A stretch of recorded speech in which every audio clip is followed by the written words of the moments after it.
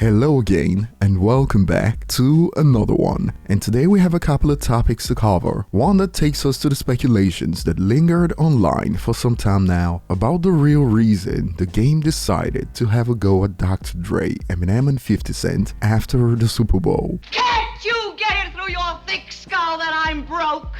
Dead, flat, stony broke? I've got $3.85 in my purse. And clearly the game has heard about the speculations online as he, quote, joked about his financial situation and shared new details about how he ended up losing the $7 million lawsuit to Priscilla Rainey. But I'll leave it up to you guys to be the judge in the end, because word on the streets is that the game is not exactly known for telling the truth. 50 Cent said it best. He says things he doesn't mean. He says a lot of things and take it back. He my Dre right now. You know what I'm saying? It's crazy. You answered that very fast. It's crazy that Ye did more for me in the last 2 weeks than Dre did for me my whole career. And we'll get to more on this in a bit. Today we also have one that takes us back to the narrative of what Eminem did to Jay-Z on Renegade, and Matt Hoffa was recently asked about his thoughts on the song, and we'll get to this later. And in my opinion, there's a bit of retconning going on right now. People trying to rewrite the history of how it went down when Renegade dropped. And I'll be looking forward to your thoughts after in the comments section. So starting with the game, as we reported a few days ago, his accuser recently had another major win in court for the $7 million that she's owed. And she reported that she's only received $500,000 so far. And the game was recently asked about this case in a recent interview on Vlad TV, and he claims he's broke. Probably won't ever. Yeah. I'm broke. You're broke. Yeah, I don't have a dime. Yep. It's a borrowed shirt. Yeah. Borrowed glasses. All the cars are someone else's. Wave cap was on a dude at You 7-Eleven. live at someone else's home. Yeah, man. It Same just is Air what Force it is. Ones from the How We Do video. That's the same ones. Just wipe them down. They got the shoe cleaner in the middle of the mall, Right. man. So that situation you don't think will ever get worked out? I don't know, man, but I don't care about that. Yeah. I just know that you're not gonna rob me.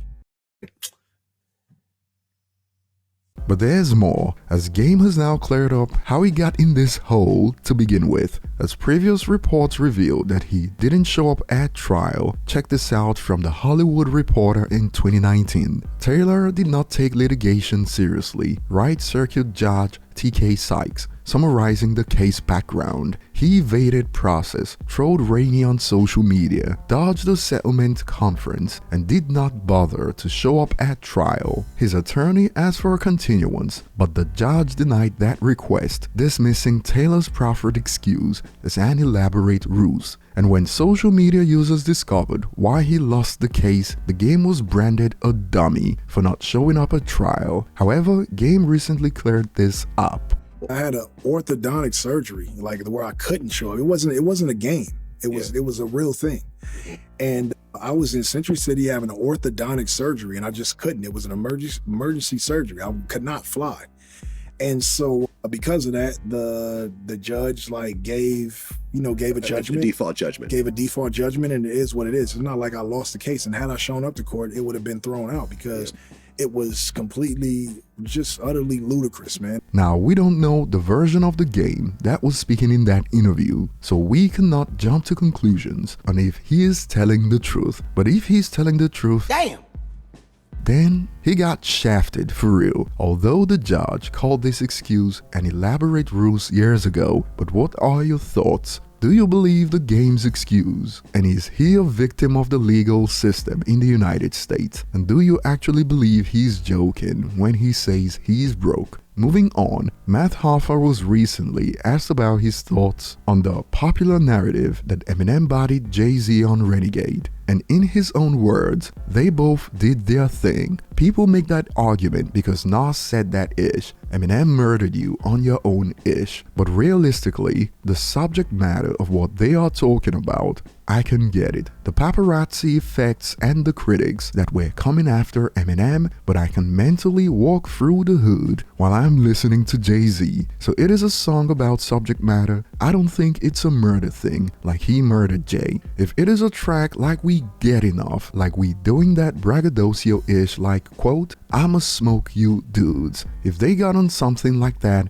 then who wins? And Math Hoffa expanded, if Tupac was alive, whose verse would he like? But there's a reason why. You listen to Nas and the way he structures his rhymes. That's why he would say Eminem murdered you, because the constant flowing that M had, the way he just kept building, compounding the rhyme. It connected beautifully if you are into that. But if you are a Tupac fan, and Tupac he did it occasionally, but he focused more on what he was saying and being direct with his message. And in my opinion, there's a retcon going on when it comes to this story, because before Nas said Eminem murdered Jay-Z on Renegade, that was already an established narrative. Nas was pretty much saying what many hip-hop fans around the world already believed. I only said what we were all thinking. And like Vlad argued in the interview, he held that opinion before Nas said it. So based on real-life conversations I've had, personally, I disagree with the narrative that Math Hoffa is trying to push here. Nas pretty much confirmed the sentiments many rap fans already had around the world. And as a Tupac fan, I'm still taking Eminem's verse over Jay's verse any day of the week. But as usual, what do you guys think? Are people only saying Eminem took Renegade because Nas said so, or is this just another retcon, an attempt to rewrite history? Tell us below. Thanks for watching and see you on the next one.